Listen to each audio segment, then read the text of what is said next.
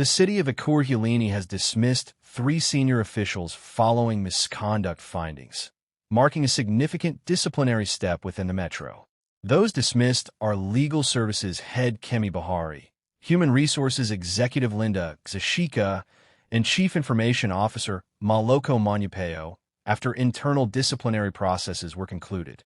Bahari and Xashika had previously been suspended and also faced arrests and court proceedings before the disciplinary outcomes. Bahari and Xashika had previously been linked to testimony before the Madlanga Commission regarding allegations that suspended EMPED Deputy Chief Julius Mkwanatsi was protected and broader governance failures within the municipality. Manyapeo faced a separate disciplinary process linked to ICT and billing-related issues, including a reported major revenue shortfall. The city has not publicly stated that the dismissals were a direct result of the Madlanga Commission. The head of the National Prosecuting Authority, NPA, Andrea Mothibi, has confirmed that the charges against suspended National Police Commissioner Fanny Masemola in the controversial Medicare 24 tender case are currently under review. The announcement comes as the Madlanga Commission continues hearing evidence related to the investigation into the handling of the case and allegations of interference involving senior police officials. Speaking during a media briefing, Mothibi said the review process had already resulted in the provisional withdrawal of charges against Lieutenant General Dumisani Khumalo. He stressed that while the withdrawals were described as provisional, the cases had in fact been withdrawn to allow prosecutors to finalize outstanding legal processes before deciding on the final outcome. I can confirm that General Masemola's matter is included within the scope of the matters that are under review, Mothibi said. Masemola is facing 4 charges under the Public Finance Management Act, PFMA, linked to the awarding of the SAP's Medicare 24 health services tender, valued at about 360 million rands. The charges relate to allegations that he failed to comply with his legal obligations in overseeing the procurement process. He has denied any wrongdoing. The matter forms part of the broader criminal case involving Vuzamuzi Cat, Matt Lala, several senior police officials, and companies accused of fraud, corruption, and money laundering arising from the tender. The review follows developments before the Madlanga Commission, where former IDEC head Andrea Johnson was questioned about the decision to prosecute Masemola. So in terms of, Criselda, you mentioned that, there's been evidence that, Johnson has launched an attack against Masemola and Khumalo and so on. You would know that there's a review process.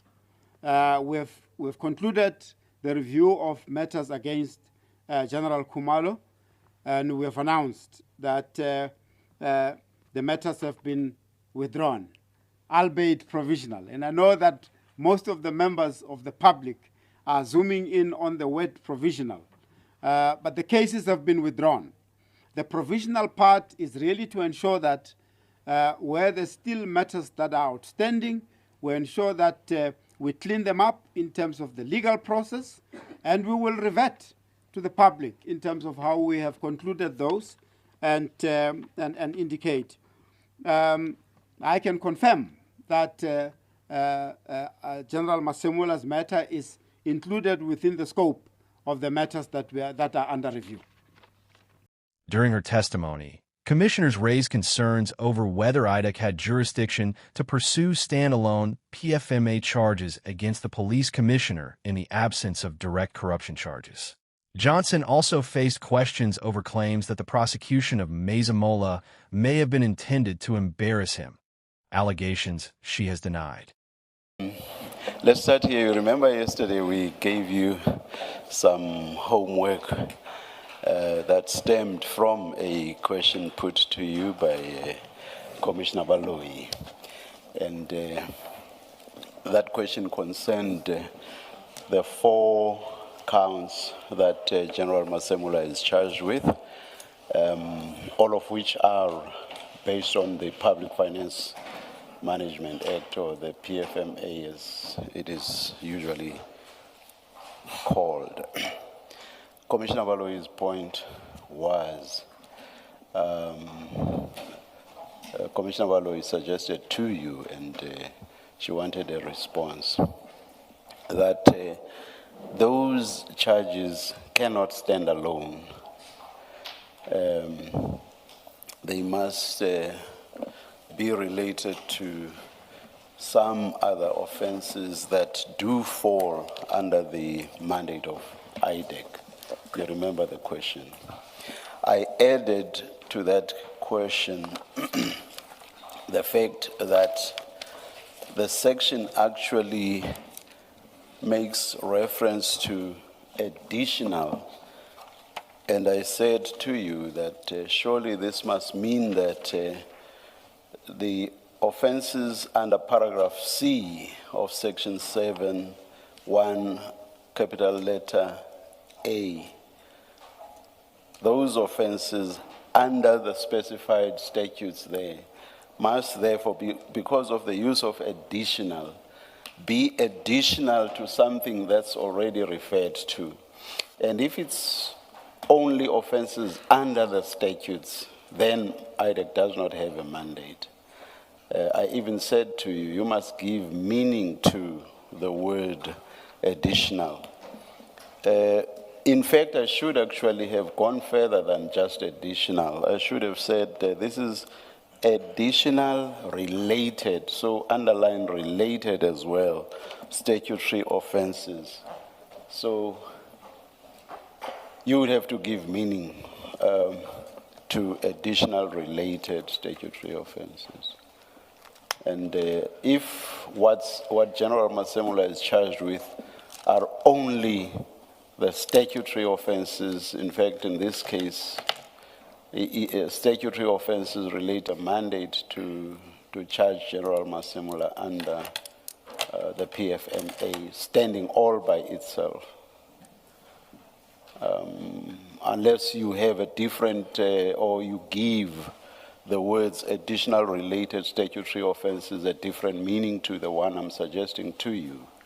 Can you please respond? Good morning, Chair and Commissioners. Yes, good morning. Good morning, Advocate. I've done the homework. I don't know if I'm going to pass, so we're going to give it the best shot that I could. I did go back, and it is correct, Commissioner Baloy, that he faces charges relating to the PFMA. And so we've got to go back into Section 7, especially 7(1)A, and say, in the absence of. Now, we have several accused that are charged. And you will find that not all of the accused are charged for all of the same offenses. You may find that some face 3 or 4 and some face just 1, etc. But they all arise out of the serious, complex corruption and commercial crime matter, which is the Medicare matter. It is in that vein that we go back, Chair, and when we look at Section 7(1)A, the sub-A, our case, the Medicare matter, relates to serious, high-profile, or complex corruption, commercial or financial crime cases. That is the umbrella of the cases. The involvement of Commissioner Masemola in relation to the serious, high-profile or complex corruption, commercial or financial crimes are as related to the PFMA. When these offenses were allegedly taking place, the serious, complex, commercial, General Matlow, from the risk audit of the police, brought it to the attention of the then commissioner to say that there is these offenses taking place. There's unlawfulness happening in this contract. And Commissioner, as the accounting officer, you need to stop the contract and therefore it would therefore stop the payment. It took him a long time to do so. And what then happened is, in not acting in terms of his duties as the accounting officer, to act promptly to act diligently, monies were in fact then paid out because of these unlawful corrupt activities in the approximate value of 50 million rands. And then the contract was stopped. He said it is all flowing out of the main transaction. It was brought to his attention, and the bringing it to his attention is because he is the accounting officer. And had he acted, then the perpetuation of this unlawful corruption, commercial and financial crimes would not have taken place. It is so, Chair, we never said that he was party to the corruption, but he is being charged then for the PFMA arising out of those matters that he had become aware of, and that we say he then did not stop. And that is as... That's a valiant attempt, but I do not think it takes you to a pass mark. Let me make a very cruel example and say, let us say all of the people that General Masemola is charged with were dead, all of them. And therefore there was no question of them being charged with all the offenses, with any of the offenses you are seeking to rely on, and to suggest that General Masemola's charges are additional to. So General Masemola then has to be charged under the PFMA all by himself. So what would the PFMA charges be additional to?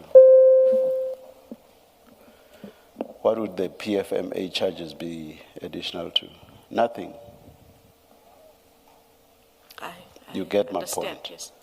So it's on that basis that I say your attempt to just force the PFMA charges being additional simply does not work. Do you agree?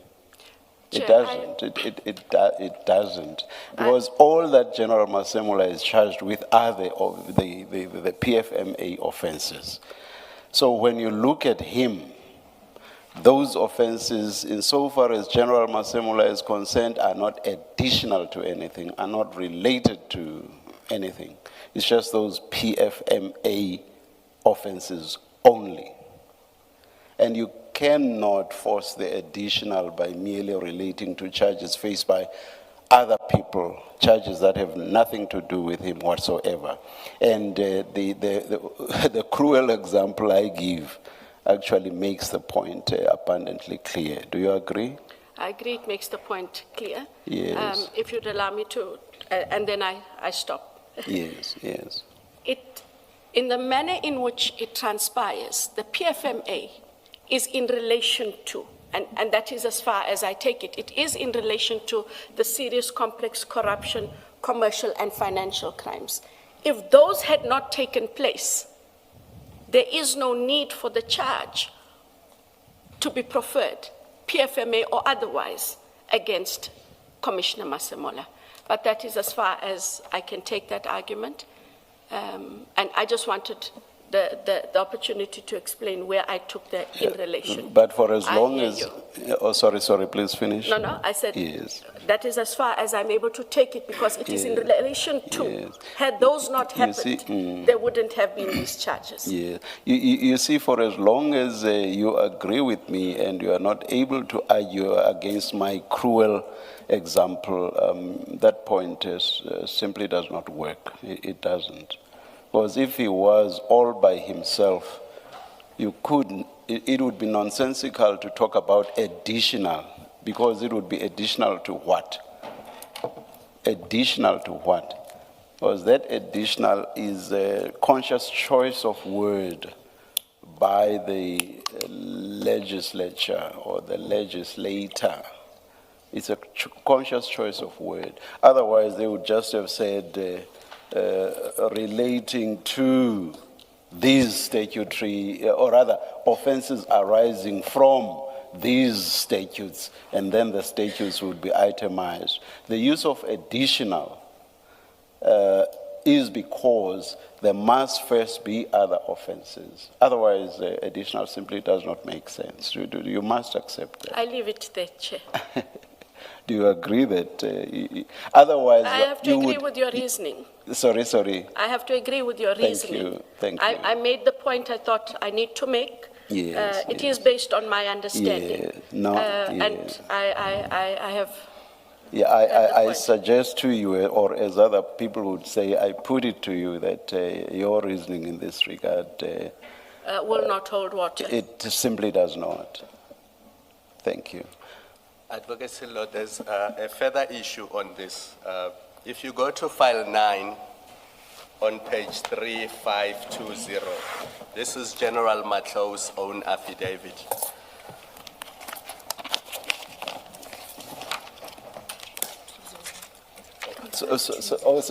Sorry, Advocate Johnson, you should not leave your seat when your testimony is concluded, being under the belief that the commissioners are suggesting that General Masemola has no case to answer insofar as the PFMA is concerned.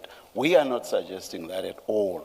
What we are focusing on is IDEC's mandate.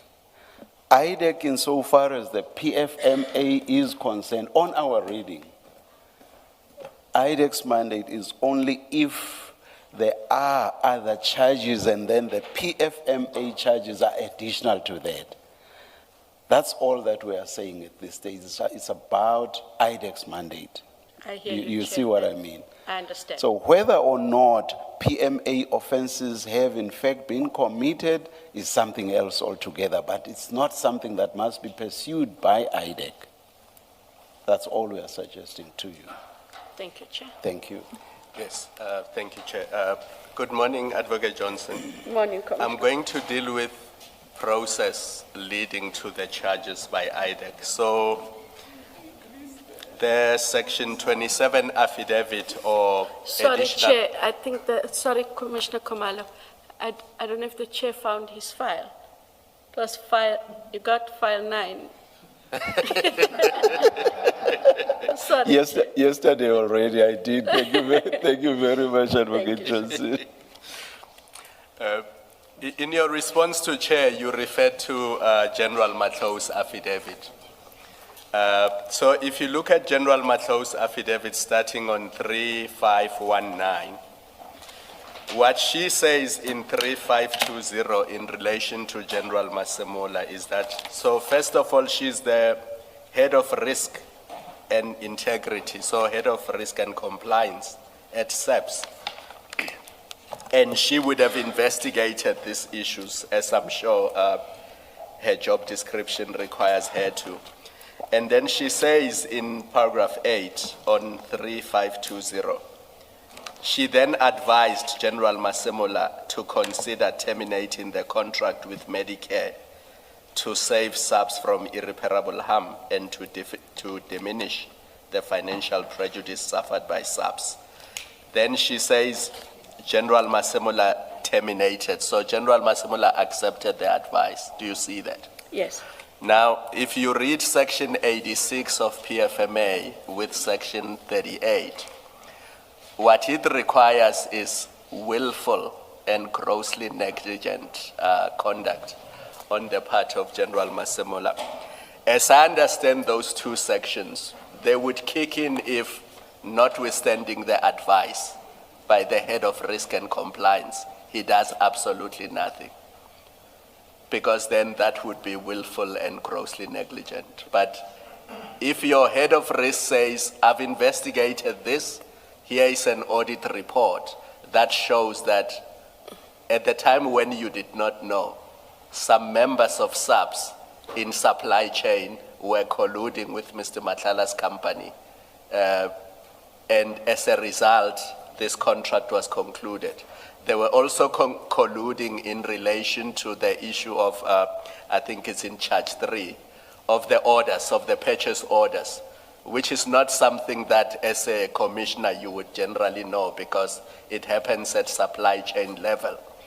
If now head of risk investigates gives you an audit report and says the purchase order process and even the granting of the contract from the beginning were tainted by criminality. You as accounting officer, you come in at that level and you say, now that I have all this information, what do I do with it? And if upon receiving that advice, you terminate the contract, where is the willful, intentional conduct and the grossly negligent? Because the way these charges are formulated, IDEC is basically saying from the date the tender was awarded, because they say from May 2024 until May 2025. So they say from the date the tender was awarded, already there was willfulness and grossly negligent conduct on the part of General Masemola. But that cannot be if you look at the issue of the purchase orders, for example, in count 2. Those only started coming in after the tender was awarded. And payments only happened after services were rendered. So it cannot be that from the 8th of May already, because there was no tender on the 8th of May. The service provider was appointed in June, and after they were appointed, we've had evidence that there were then meetings about how the contract is going to be implemented. And the contract was then implemented much later, from September onwards, if I remember Brigadier Macheng's evidence correctly. So it's not clear to me how in May, June, July, August, PFMA breaches could have occurred on the part of General Masemola. So do you see where I'm going? That you can only sustain the PFMA charges, the ones that are formulated at least. There may well be others that he's guilty of and we are not aware of.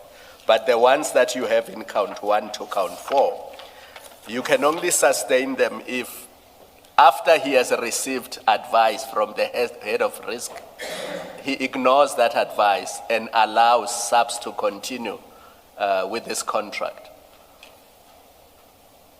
I know I've said a lot, so maybe respond only to the last part. Assume that everything I said before the last part was just background. So how I understand it is that from the time that he was informed by the risk officer, Yes. General Matlow, he took quite a bit of time before he acted on the information and the advice given. And it is precisely because he took a long time, it is in that period that monies became released. That is how I understand it. But do you accept that, like any of us, when you get opinion, you first have to consider it, you first have to apply your mind to it before you act? Because if you act in haste, you could be sued for breach of contract, you could be sued for failure to apply your mind.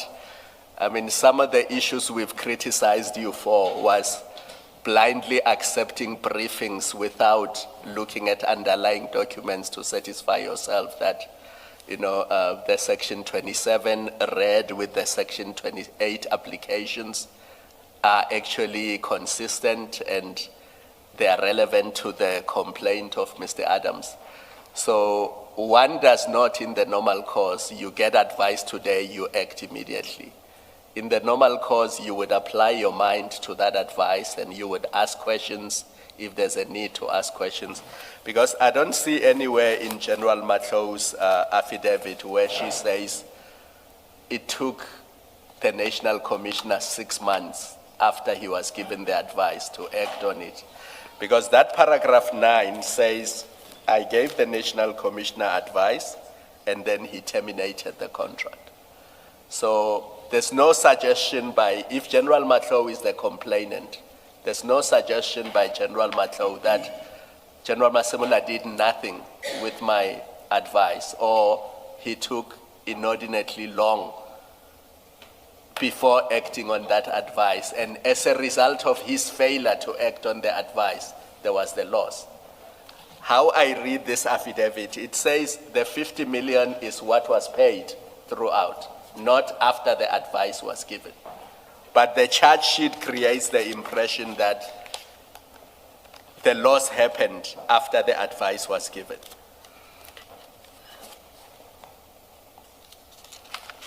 If I could just indicate, Commissioner, that I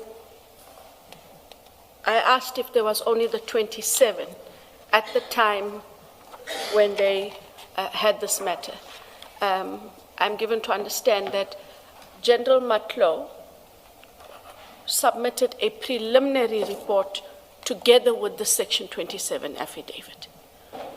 I'm not sure if it is before the Commission, but that must be something that that would then have to be asked, as it might just give a different context, but I'm not seeking to take the point further in terms of the conversation, Commissioner Khumalo, between you and I. But looking at only paragraph 8, do you accept that the General says, I gave advice to the National Commissioner acted on the advice? The affidavit does not say the National Commissioner failed to act or did nothing with the advice given to him. I understand that. Yeah. Still on this issue, my concern in the debate about whether or not this falls within the IDEC mandate is that on the charge sheet itself, there is no allegation of corruption. You don't make that allegation in the charge sheet. The charge sheet and the charges are purely statutory contravention, PFMA, and working off the charge sheet as it is now, the impression that it creates, or that in my mind has formulated, is that there was no good faith intention to prefer a charge because it is justified, it is supported by the facts. This was just a scheme to get him arrested or present to court, to have him appear in court, and the purpose is achieved just by that fact alone.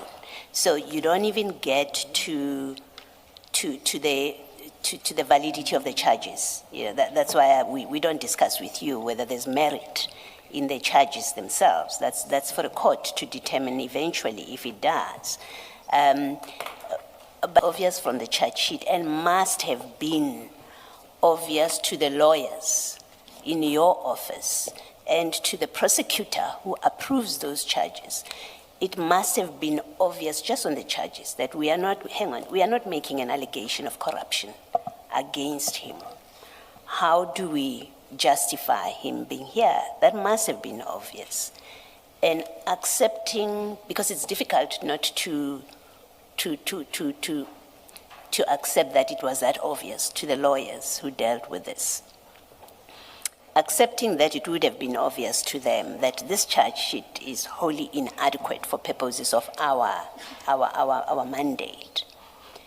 There has to be another reason why, anyway, you approved the charge. If you did do a prosecution memo, you were prepared to do the prosecution memo and say to the prosecutor, I think you said it's the DPP, and for the DPP to approve this charge as it stands without saying to you, hang on, go back, include corruption in there so that it falls within our mandate. To me, it gives the impression that the whole purpose of this charge sheet was to just have him appear in court. Just have him, let's create a paper that presents him to court and he becomes an accused with a consequence that we now publicly know happened, which is he was removed from his position, whether it's a leave or suspension, whatever, but he's not in office. And I say that, and forgive me if I'm repeating myself, I say that because it's inconceivable to me that a whole lot of lawyers who looked at this charge sheet, none of them said, hang on, we can't do this. This is not good enough for purposes of our mandate. If we want to charge him as involved in corruption, even your interpretation that you give to the chair this morning, if that interpretation had been discussed, it would find reflection in the charge sheet. However, inelegantly expressed, if the idea was that, well, you know, he's implicated in the corruption, even if it's just these sections, but that connection, it would have found expression here with a lawyer's eye.